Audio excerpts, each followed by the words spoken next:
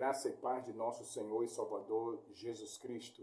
Romanos 8, versículo 1, diz da seguinte maneira: Portanto, agora, nenhuma condenação há para os que estão em Cristo Jesus, que não anda mais segundo a carne, mas anda segundo o Espírito.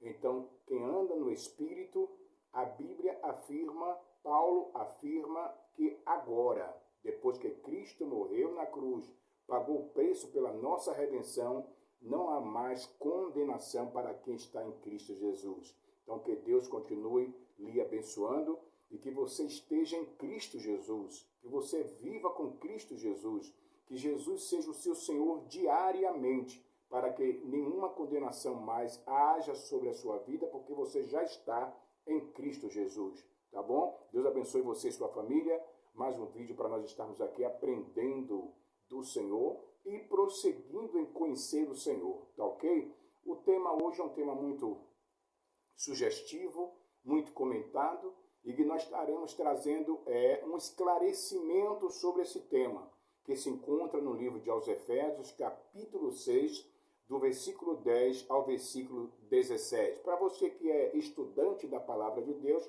já sabe que nós estaremos falando hoje sobre as armaduras, né? As armaduras de Deus, que, por sinal, eu quero já tematizar dizendo que Deus não tem armaduras. Por que Deus não tem armadura? Porque Deus é espírito, tá ok? Então não precisa de armadura. Ele é espírito e por ser espírito ele está presente, ele é invisível, ele é onipresente, ele é onipotente, ele é onisciente, ele está em todo momento, em todas as épocas, presente, passado e futuro. Mas o tema hoje é: Deus não tem armaduras, ele é espírito, tá ok? Estaremos baseando nossa mensagem no livro de aos Efésios, como já foi dito, no capítulo 6, tá ok?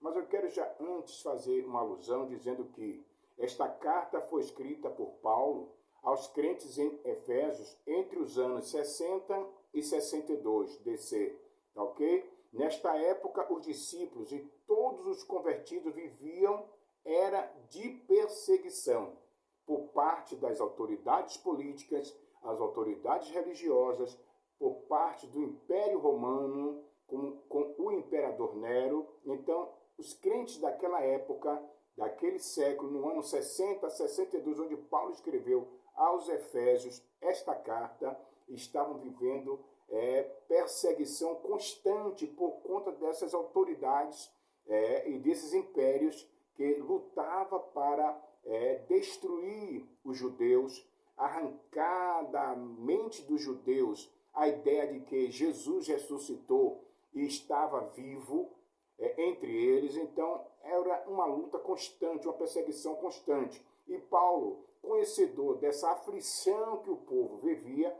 escreveu essa carta no ano 60, 62, fortalecendo a fé e as convicções dos crentes daquela época para que continuassem firmes no propósito de adorar unicamente ao Senhor nosso Deus. Tá ok?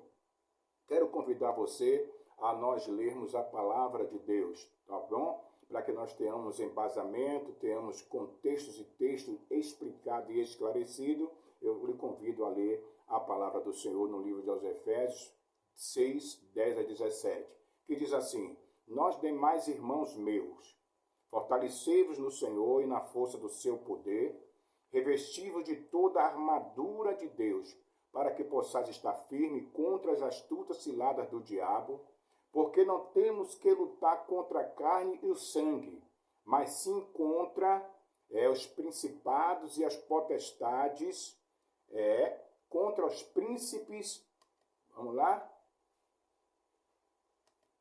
Contra os príncipes das trevas deste século e contra as hostes espirituais da maldade nos lugares celestiais. Portanto, tomai toda a armadura de Deus, para que possais resistir no dia mau, e havendo feito tudo, ficar firme.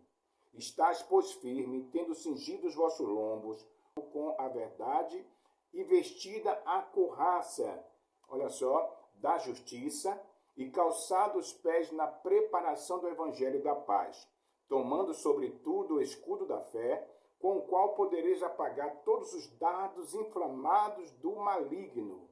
Tomai também o capacete da salvação, que é a espada do Espírito, que é a palavra de Deus. Atenção para esse versículo 17, porque nós iremos embasar nosso comentário, principalmente nessa palavra, a palavra de Deus, que é como capacete, como espada, como escudo, como armadura, como a nossa proteção. Tá ok? Então, perceba aí que essa é a leitura do livro de aos Efésios e que deixa claro para nós o que Paulo está passando para aqueles crentes, a fim de que eles estivessem resistindo os dias maus. Quero parafrasear dizendo que esse texto deve ser lido e interpretado considerando as figuras simbólicas. Porque, infelizmente, muitos não leem a Bíblia considerando sua figura de linguagem, seus adjetivos, fazendo conjugação do verbo.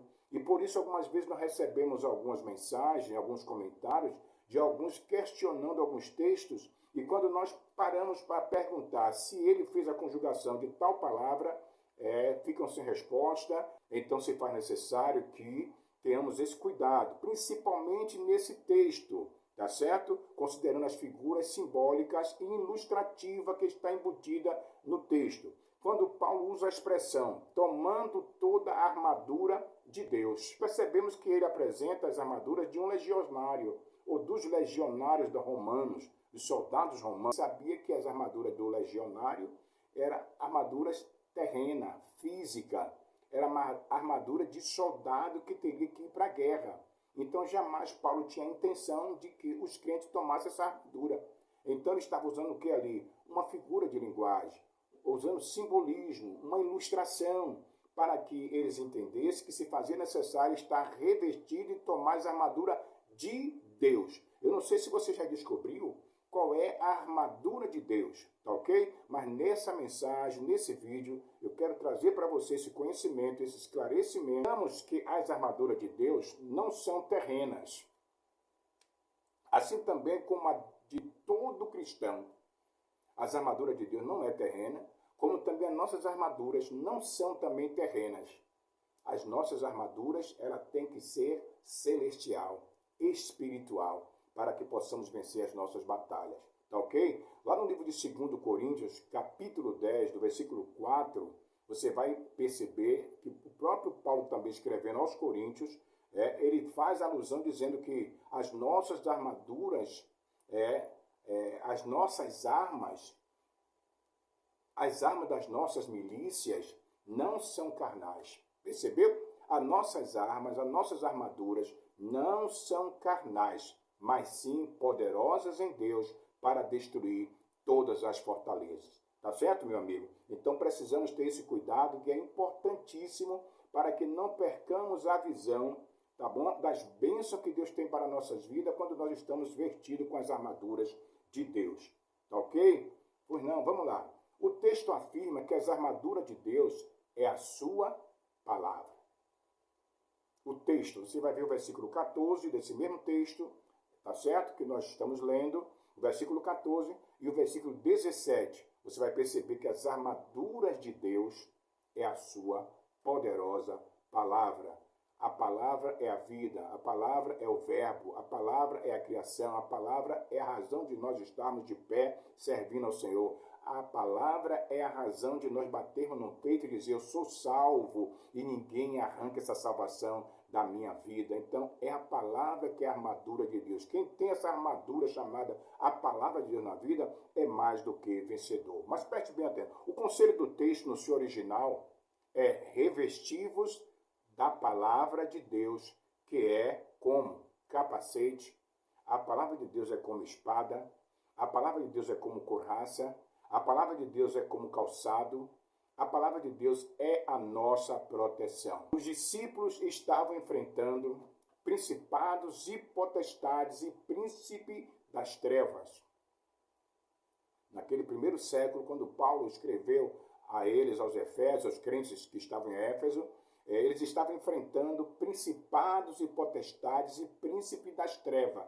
Agora, vale salientar que o próprio versículo vai dizer deste século. tá certo? Então, naquele século, que era o primeiro século, eles estavam enfrentando principados e potestades e príncipe das trevas, que eu quero ter o prazer de mostrar para você quem era esse principado. Nenhum desse enfrentamento, nenhum desses adversários era um ser espiritual.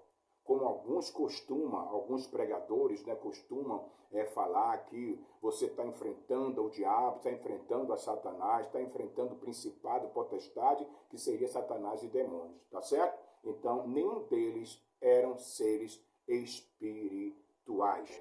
Os adversários do cristão, no primeiro século, em Éfeso, dentro da interpretação etimológica, eram as autoridades religiosas e políticas, ok?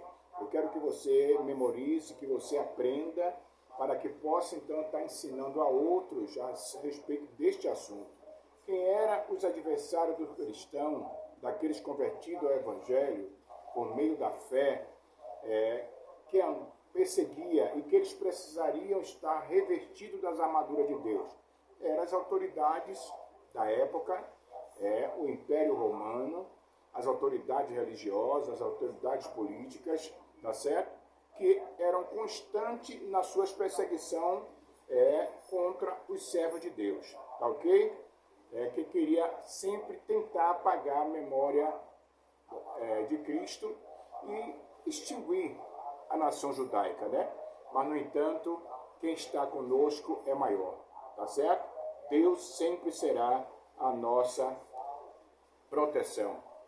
Por isso, se for necessário, estar guardando a palavra de Deus, tá bom? Eu quero trazer aqui para você, para seu entendimento, essa palavra, porque se for necessário para que haja uma verdadeira e uma sã interpretação do texto. Exemplo, significado da palavra potestade, que alguns atribuem a demônios, atribuem a diabo, atribuem a Satanás. O significado da palavra potestade é governo ou alguém soberano. Lembrando que há algumas referências na Bíblia que Cristo é Senhor das potestades, dos principados. Quando você lê, a princípio, Cristo, Senhor dos principados das potestades, nenhuma autoridade é constituída sem a permissão de Deus. Lembre que, certa feita, Jesus, diante de Pilatos, quando ele disse que tinha poder sobre ele, para soltá-lo, para prender, ele disse: nenhum poder teria sobre mim se do alto não te fosse dado. Então, nenhuma autoridade é constituída sem a permissão de Deus. Então, toda a potestade, que significa governo ou alguém que é soberano, foi constituído por Deus e está no controle do nosso Deus. Principado vem da palavra príncipe ou autoridade. Príncipe que é inferior ao soberano, ao governo, mas é uma autoridade. Principado da época também perseguia a igreja do Senhor Jesus. Hortes espirituais da maldade, nos lugares celestiais, na região celeste, segundo algumas traduções, fala do nosso pensamento como batalha diária nesta atmosfera terrena. As setas que enfrentamos diariamente, os pensamentos negativos, os pensamentos contrários, as vontades negativas, ser contrário às coisas verdadeiras, às coisas santas, às coisas perfeitas. Então, essas são as regiões celestes que nós batalhamos, que é essa atmosfera que nós vivemos entre céu e terra, batalhando diariamente contra essas regiões e contra essas hortes espirituais, tá bom? Então, tá aí para que você entenda o significado da palavra, a fim de que possa estar usufruindo dessas verdades com capacidade, com equilíbrio e podendo passar para outros também de forma segura, tá certo? E com respaldo bíblico, observando o texto e o seu contexto, ok? Por isso se faz necessário estar revestido da palavra de Deus. Precisamos estar revestidos da palavra de Deus para enfrentarmos os embates internos e externos que surgirão na nossa caminhada de fé. Tá bom, meu irmão? Não só aqueles crentes lá do ano 65, 62, não, em que Paulo escreveu que estava lá em Éfeso, mas também nós que estamos aqui ainda esperando o dia da nossa partida, quando Jesus diz, terminou seu tempo aqui na terra, e aí subir cá e no abrir e fechar de olhos nós deixamos essa matéria que está aqui para poder se relacionar com outro ser humano e partimos para estar junto com a igreja lá, tá certo? Que já está reinando em perfeita vitória. Então, que Deus continue lhe abençoando e que lhe ajude a continuar firme, né, no propósito de estar revestindo-se a cada dia das armaduras de Deus, que é a sua palavra. Eu espero ter ficado bastante entendido nessa oportunidade, através desse vídeo, que as armaduras de Deus é a sua palavra, tá ok? Portanto, deixa essa reflexão que é importante, em um livro de Marcos, capítulo 7, do versículo 20 ao versículo 23. Quero que você medite com um tempinho, numa boa oportunidade, sentado em seu sofá, ao redor da sua mesa, tá bom? Na sua varanda, na sua rede. Abra a sua Bíblia no livro de Marcos, capítulo 7, versículo 20 a 23. Pois lá está um versículo muito forte nesses capítulos, nesses versículos, que vai dizer para nós, eu vou resumir, que é do nosso coração que procede todo mal que contamina o nosso corpo.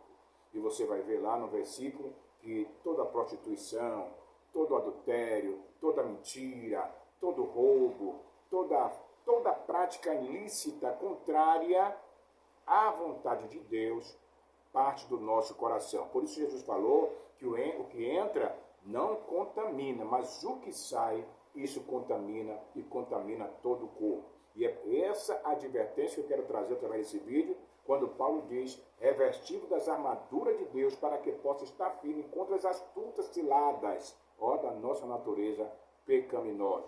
Tá ok? Então que Deus em Cristo continue lhe abençoando, que Deus continue iluminando a sua mente e que você possa continuar também se esforçando para viver em espírito, porque eu volto a repetir o versículo do início, Romanos 8, versículo 1, né? Portanto, agora nenhuma condenação há para os que estão em Cristo Jesus, que não andam mais segundo a carne, mas segundo o Espírito. Que você seja revestido da palavra de Deus, você e toda a sua família, e continue nos ajudando, porque com certeza unidos somos mais fortes, e você e Deus é a maioria. Eu e Deus sou a maioria. Eu quero dizer ainda que você deve se revestir da armadura de Deus, que nós, meu irmão, minha irmã, não temos que lutar contra os nossos companheiros, não, contra nossos irmãos, não podemos. Aí vamos estar indo de encontro à palavra, que manda amar seu irmão, porque nós estamos vendo ele. Porque se nós não amarmos os nossos irmãos que nós estamos vendo, como podemos amar o nosso Deus que nós não vemos? Então, que Deus lhe traga revestimento da sua palavra, para que nós possamos estar a favor dos nossos irmãos, ajudando nossos irmãos a estarem de pé e a continuarem glorificando o nome do Senhor. Tá certo? A nossa batalha não é contra o nosso irmão, e sim contra o espírito mau e perverso que está dentro do homem carnal. Então, que sejamos espirituais para vivermos em novidade de vida e crescendo na graça e no conhecimento e reinando em perfeita vitória. Abraço, meu irmão. Fica com Deus, em nome do Senhor Jesus.